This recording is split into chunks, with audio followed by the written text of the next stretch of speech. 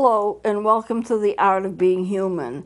We've been dealing with pain and pain issues, so I decided today for the first segment that we will be talking about headaches because a lot of people are really bothered by them. Some of them are very serious, and I thought it's worth going into because if you have headaches, you can have a chronic illness with them because they come every so often, every week, every month, 2 or 3 times a week. It's just amazing. I'm one of these fortunate people that very rarely have a headache, but there are some people that are really plagued with them, and they're plagued by serious headaches. So I want to give you two kind of rules of thumb before we get into the different types of headaches. They, generally speaking, very rarely is there anything wrong with you when you have a headache. Very rarely do you have a major problem within the brain or areas around the brain when you have a headache. And I can't say, you know, with every rule there are exceptions. If you are having headaches consistently, then there's probably a trigger point for you to have them.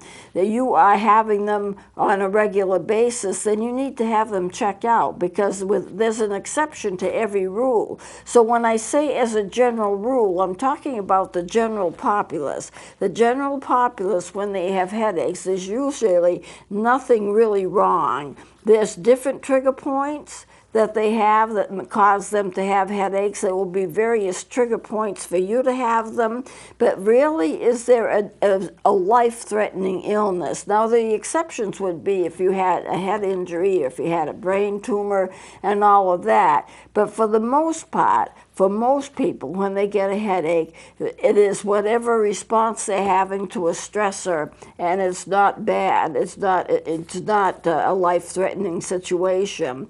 And the other thing to remember about headaches is that, generally speaking, there's no one cause.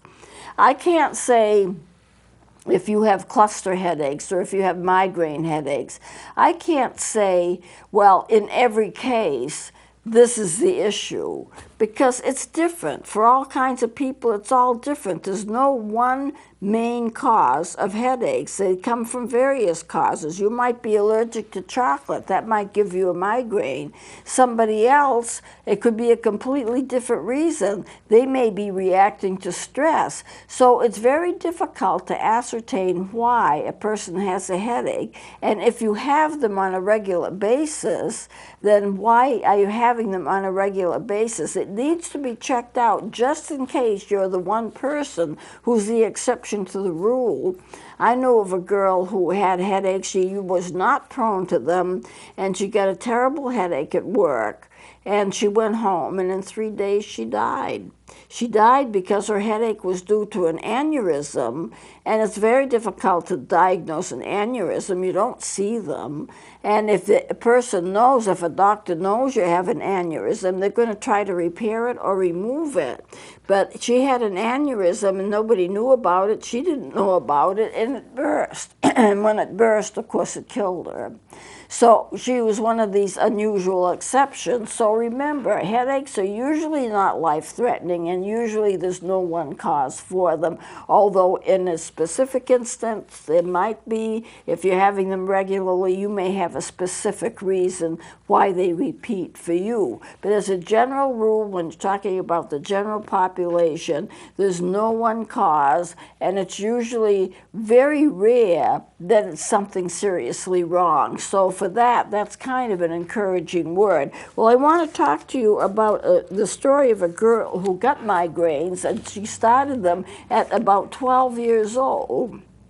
Now, she'd never had a migraine before, so this was a real surprise to her. She had the worst headache of her life, and she ended up by calling her mother, who brought her home from wherever she was, and her mother at first thought that she was actually drunk, but she wasn't. Well, this was her symptoms. She called her mother. She had slurred words. She was seeing spots. She was vomiting. She was sweating. All signs of migraine.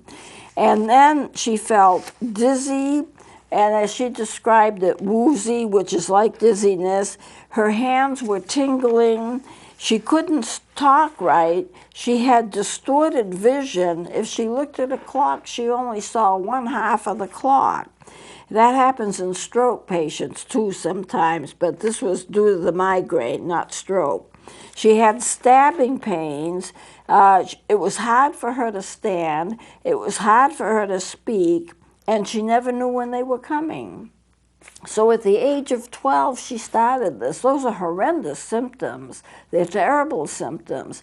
I would assume if a teenager or a person approaching teenagerhood starts to get headaches and they normally don't have them, I'm going to assume that there's something hormonal involved, because that's the age when all the hormones kick in, when the person really matures, when the girl starts to have her monthly cycle. So I'm assuming there was a hormonal reason for it. But that was never discussed in the article, so I don't know if it was true or not, but I would have thought so. Now, she eventually got married and she became pregnant. And while she was pregnant, she had no headaches at all. It was just wonderful. She was completely free of them. But as soon as the baby was born, she was slammed with migraines once again. And so she started right after birth having headaches again. So here again, I would assume there was something hormonal going on, because there's all kinds of hormonal changes during pregnancy, and there are all kinds of hormonal changes when the pregnancy is over with because of the birth. So I think in this particular case, my hunch, without knowing for sure, because it was never discussed in the article, is that she had some real severe hormonal changes. I'm not saying that they were bad changes, but for her, a lot of changes, and that may have been what triggered her migraines from the age of 12 on. So, she decided that she had to do something to it. And when she was getting these headaches, what she would do is that she would go into a den and she would turn the lights off.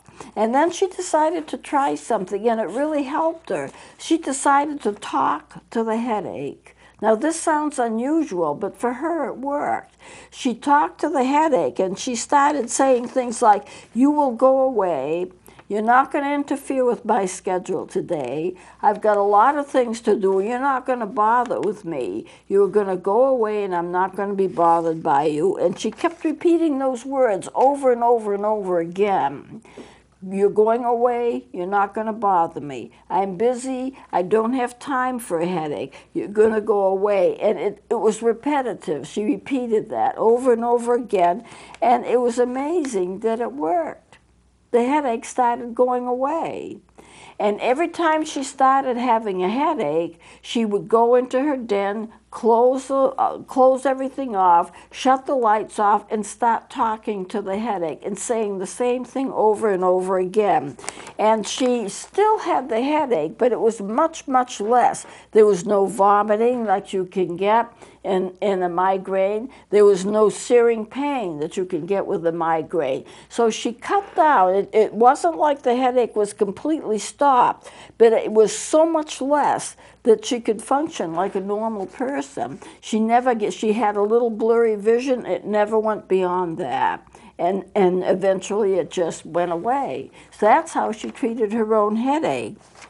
Now, I have another interesting story about a man that I met when I was teaching in a school system. He used to come every few weeks to check on our photocopier, repair it if it needed repairing, just get it up to snuff, so to speak. And he always carried a bottle of Midol with him. Now, I don't know if you realize, a woman probably would know, but Midol is spelled M-I-D-O-L. Midol is an over-the-counter over-the-counter medication that you can get, and it's supposed to stop the pain that women get during their cycle. So if they're starting to cramp up and have serious pain, if they take Midol, as soon as they start, then it usually cuts the pain.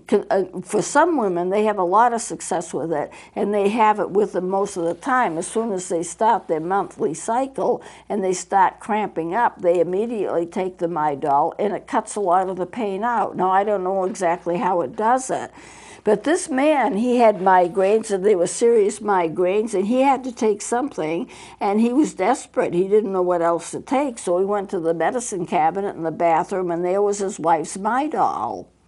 And he says, I took it. I took it out of desperation, and in a half an hour, my migraine was gone.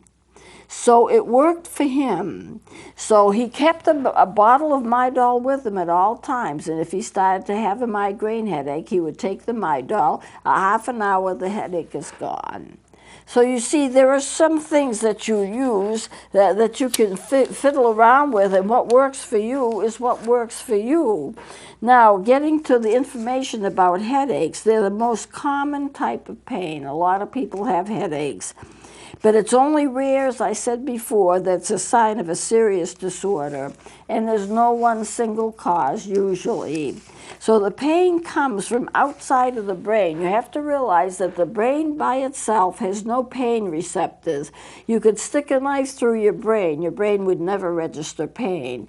But the tissues around the brain and the skull and the muscles around the brain, they will respond to pain. They will have pain signals, but the brain itself does not have any. So the pain comes from the outer tissues of the brain, which is called the meninges, and in the scalp, the blood vessels and the muscles in the scalp will cause pain. Sometimes the muscles will stretch. Sometimes they'll move, and you have that causing pain. Pain can be felt all over the head or just one side. Usually when you're having a migraine or you're having a cluster headache, and cluster headaches are also very, very severe, it usually comes on only one side of the body, and not usually the whole head. But as I said, there are always exceptions to the rule, and some kinds of headaches can be felt all over the head, some in just one part of the head, sometimes just in the back of the neck, sometimes just in the forehead, and sometimes just on one side of the head. Or if you're having clusters around by one side of the head, around by the eye or the temple area, that's where people get hit with cluster headaches. Now, sometimes the pain moves from one part of the head to another part of the head during the course of the headache. So you may have a headache on one side of your head, it moves to the other side of the head. But it's only one side of the head at a time. It's not the full head, although sometimes you can get them in the full head. The pain may be very superficial, or I'm going to describe the words that some people use to describe their headaches. It can be superficial. In other words, it's not a serious headache. It can be deep, throbbing, sharp.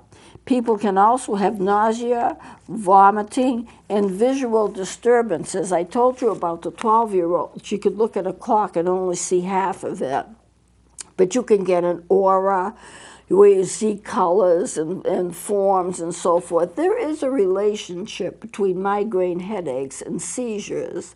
I'm not saying one causes the other, but there is a relationship. The parts of the brain involved are the same, and so it's considered to be a relationship between both of them. Some headaches can be due to hunger or to change of the weather, and sometimes those kinds of headaches due to hunger, change of weather, things like that, they will clear up in a few hours and there are no after effects.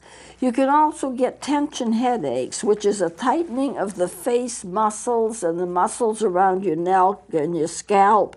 It can be caused by stress. It can be caused by poor posture. That might be enough to trigger some people to have a bad headache.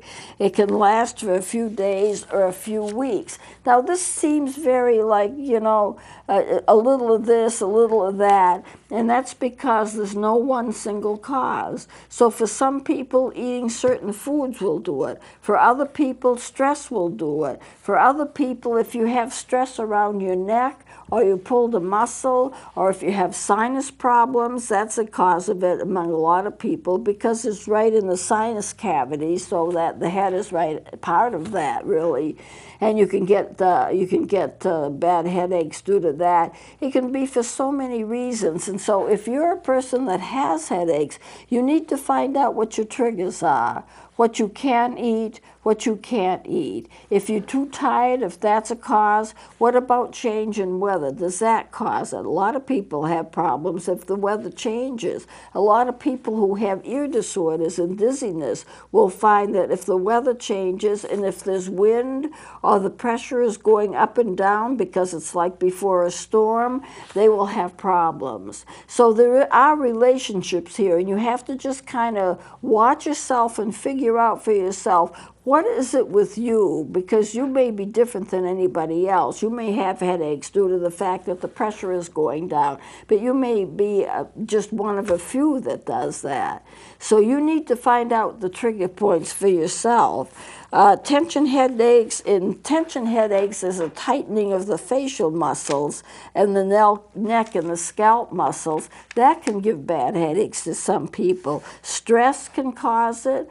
Poor posture can cause it, and these kinds of headaches that are just kind of there, they can last for weeks, they can, or just a few days, and then they're finally gone.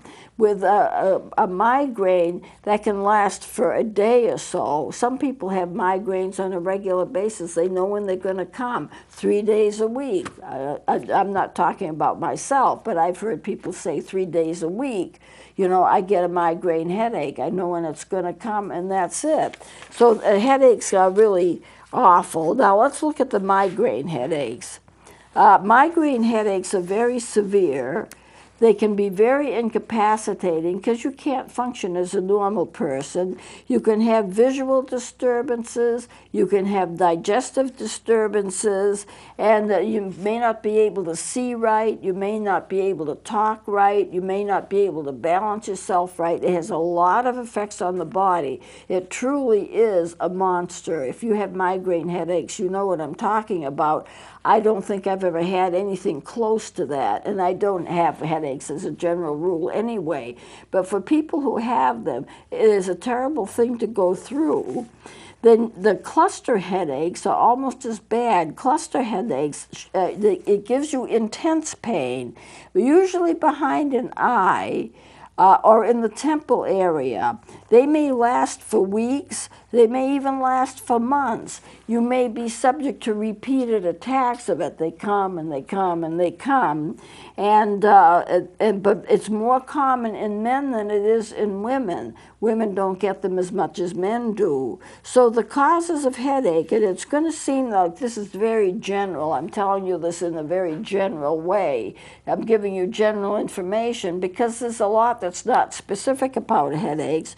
You can get a headache if you have a hangover, if you eat meals irregularly, if you have prolonged travel, excuse me, if you have poor posture, if you have noisy, stuffy rooms that you're in or a noisy, stuffy work environment, if you get too excited, or if you sleep too much. Now that's like I'm pulling things out of a hat, telling you a little of this and a little of that, but any of those things can cause a headache. One of my nephews that used to have migraine headaches, he said he would have them after he had a really good day. If he had a really good day, a lot of good things happened, he accomplished a lot, he felt great, the next day he'd have a migraine. It almost like he was dreading a good day because he knew what was going to follow it. He was going to have a migraine. And that's the way it worked for him. I don't know if he's having them like that now. Different kinds of foods can trigger headaches. Cheese will do it if you're sensitive to it. Chocolate will do it. Wine will do it. Food additives will do it. And also such conditions as sinusitis will do it. Toothache will do it, ear infections, head injury, and osteoarthritis. So anything under the sun for some people will cause them to have a headache. Now, there are rare causes of headache. The rare causes would be a brain tumor, a high blood pressure, inflammation of the arteries in the brain and the scalp, an aneurysm, which is a swelling of a blood vessel. If it bursts, it can kill you. But if it doesn't burst and they know about it, doctors will try to either remove it or repair it. Pressure in the skull, And so those physical reasons for having a headache. And how do you ease the pain of a headache? Well, these are the things that have been tried. Hot baths, lying down and resting, avoiding noisy, stuffy rooms. This seems to be a common thing, noisy, stuffy rooms. Stretching will sometimes help. Massaging your shoulders, neck, and scalp. And certain kinds of pills, pain pills, will help. I had one person that I used to see that if she was going to get a headache, she was going to put her hands in hot water and keep her hands in hot water, and that eased the pain of the headache so it didn't develop. She would start with warm water, and then she would add hotter and hotter. As soon as her hands got used to the warm water, then she would pour on more hot water. And as soon as her hands got used to the hotter water, then she would pour on water that was even hotter. And she gradually increased the temperature of the water and kept her hands in hot water. Maybe for about a half an hour she would do this, as long as necessary. And for some reason, it decreased the pain of her headaches, and she had migraine headaches, but she said it helped her. So lots of things will help. Now, headaches can be dangerous if you have had an injury, if you had a concussion, and hangovers can cause headaches too. With a hangover, you're going to get headaches, nausea, vertigo, and depression.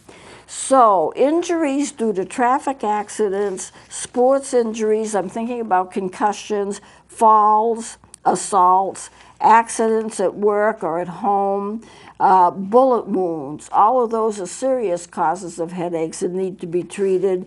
Head injuries can cause damage to the scalp, the skull, and the brain. Head injuries affect all of the skull, the brain, and the head.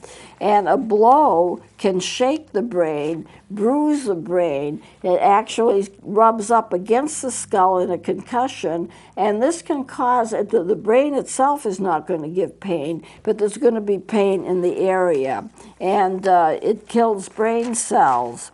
So if an object penetrates the skull, then dirt can get in and cause a brain infection, and that's always very serious. And the blood vessels may be torn and cause a brain hemorrhage, and that, of course, can kill you. So there's a lot of this. I think I've only got 1 minute left, so I'm going to finish with this next time. I don't have much longer to go with it, and then we'll start something else. So I'll close it here, and we'll begin and finish with it next time. So please join me then.